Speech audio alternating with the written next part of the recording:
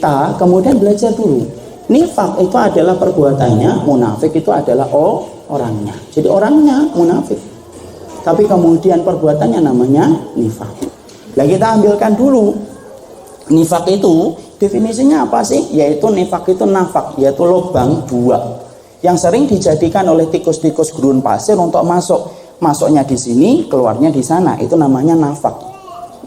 Ya, makanya kalau ada di antara kita yang haji umrah kemudian kita ngelewatin terowongan, ada namanya nafak. Itu kemudian terowongan.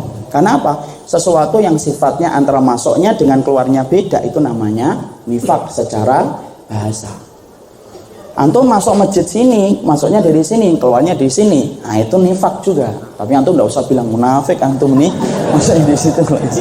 Enggak. Tapi secara bahasa, sesuatu yang sifat masuknya beda dan keluarnya beda itu disebut dengan nafak. Ya, itu kemudian pengertian dari nafak. Jadi tikus-tikus gurun pasir pun disebut dengan nafak. Maka kemudian yang kedua, munafik itu, nifak itu secara istilah itu apa? Yaitu adalah ma yudhiruhu al-Islam. Dia itu menampakkan di dalam zahirnya itu keislaman, tetapi di dalam hatinya itu kemudian menyimpan kekufuran dan cenderung kepada kekufuran serta membenci apa yang Allah turunkan.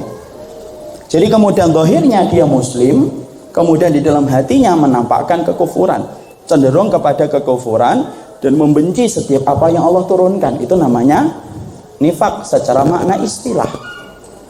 Dari pengertian yang pertama ini, maaf kita harus jelaskan.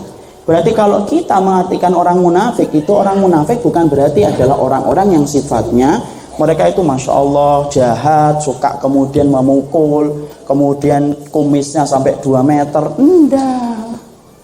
Tapi orang munafik itu adalah orang yang mereka zahirnya Islam, tetapi di dalam hatinya dia menyimpan kekufuran ketika dia cenderung kepada kekafiran, kesyirikan, dan kemudian dia membenci apa yang Allah turunkan. Bisa jadi orang munafik itu sholat. Bisa jadi orang munafik itu melaksanakan kemudian membangun masjid. Bisa jadi. Kenapa? Karena sesungguhnya secara zahirnya dia berperilaku sebagaimana perilaku muslim yang lainnya. Makanya sampai Allah sampaikan dalam surat An-Nisa, wa idza qamu ila sholati qamu kusala. Kalau kamu lihat orang munafik itu sholat, ditegakkannya sholat, mereka akan sholat walaupun mereka sholat dalam keadaan malas. Kenapa? Karena memang kemunafikan itu tidak menjadikan dia itu akhirnya tidak sholat. Bukan pezina, enggak. Bukan bisa jadi dia pezina, bisa jadi tidak pezina. Omongannya kadang-kadang lembut, kadang-kadang ada yang tegas, ada yang kasar. Iya, tapi sesungguhnya munafik secara zahir dia itu dalam keadaan muslim. Itu orang munafik, muslim, dia muslim. Makanya sampai Allah katakan wa idza qamu ila sholati qamu kusala. Kalau mereka sholat, mereka itu sholat dalam keadaan malas. Bahkan pada zaman Nabi mereka pun ikut serta untuk membangun masjid. Masjid apa itu? Masjid Dhirar, masjid yang dibangun untuk menandingi masjidnya Nabi, di mana mereka berencana untuk membunuh Rasulullah di masjid itu.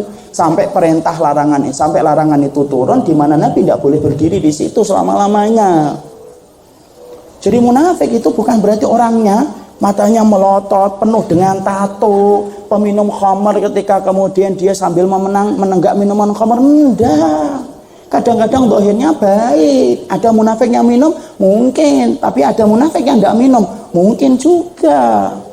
Karena apa? Kemunafikan itu tidak menyimpan kejahatan di tangan dan kelaminnya, tapi menyimpan kejahatannya di dalam hati.